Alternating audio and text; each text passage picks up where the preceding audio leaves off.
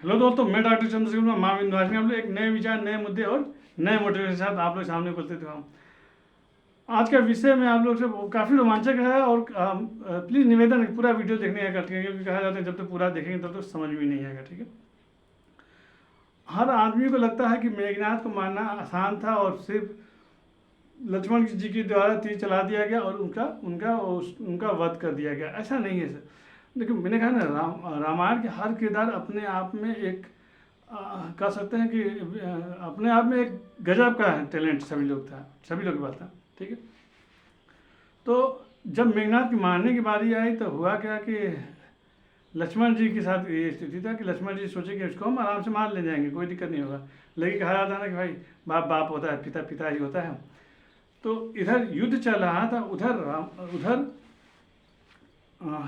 दशानन रावण जो क्या कर रहा था कि वो जितने ग्रह थे, मतलब जितने भी 9 ग्रह थे, उन 9 ग्रहों को उसने अपने यहाँ बंदी बना दिया था। और साथ में जो मृत्यु के कारण बनता मेघनाथ के लिए, वो उनको हेर फेर कर दिया था कि मृत्यु, भाई मैंने कहा ना, ग्रहों की वजह से ही मृत्यु होती है। तो उसने क्या किया था कि ग्रहों को ही हेर फेर कर दिया था, मतलब इधर उधर कर दिया था कि मेघनाथ की मृत्यु हो ही ना।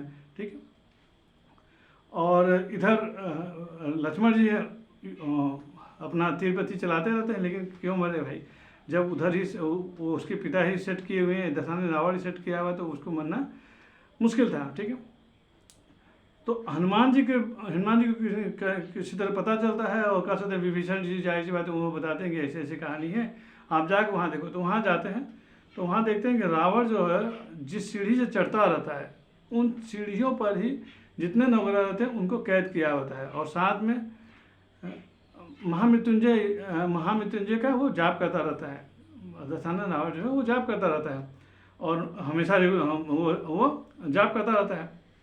उसके बाद होता क्या है कि जब ये हनुमान जी पहुँचते तो देखते हैं तो उनको दिखाई देता है कि ये तो सब हेर फेर किया गया है।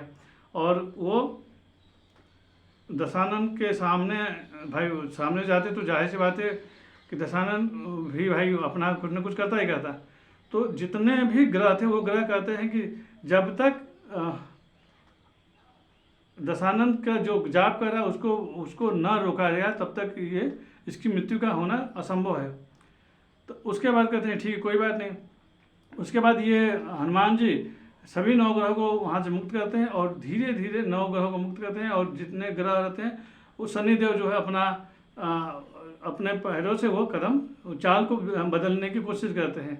लेकिन ये फिर भी वो, चूँकि वो सभी लोग जानते थे, ग्रह सभी जानते थे भाई जब महामृत्युंजय चल रहा है तो उसमें अगर प्रभु महादेव का अगर ये उल्लंघना हो गया ना, उनका जो महिमा है उनकी महिमा मिट जाएगी।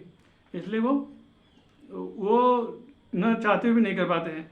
तो हनुमान जी से कहते हैं कि भाई जब तक ये जाप बंद नहीं होगा तब तक मैं इस दायरे को पार नहीं कर पाऊंगा या अपना चक्र पूरा नहीं कर पाऊंगा। तो हनुमान जी कहते हैं कि कैसे होगा, तो कहे कि अगर हम लोग कुछ कहते हैं तो ये प्रभु महादेव के प्रति खिलाफत हो जाएगा, खिलाफ काम हो जाएगा। तो ऐसा कीजिए, आप कुछ कीजिए। तो कहते हैं ठीक है, कोई बात नहीं, मैं ही देखता हूँ। उसके बाद कहते हैं कि मैं प्रभु का नाम तो ले सकता हूँ। यहाँ रावण जो है वो अपना महामृत्युंजय का जाप करता रहता है। उसके बाद हनुमान जी पहुँचते हैं और कहते हैं जय श्री राम का नाम जपने लगते हैं और रावण का मंत्रोच्चारण का वो चीज़ें भंग हो जाती है। ज्यों ही भंग होता है त्यों ही शनिदेव अपना चाल चल देते हैं। और उसके बाद इधर लक्ष्मण जी वो तीर चलाते हैं मेघनाथ को, जिसके द्वारा मेघनाथ की मृत्यु हो जाती है।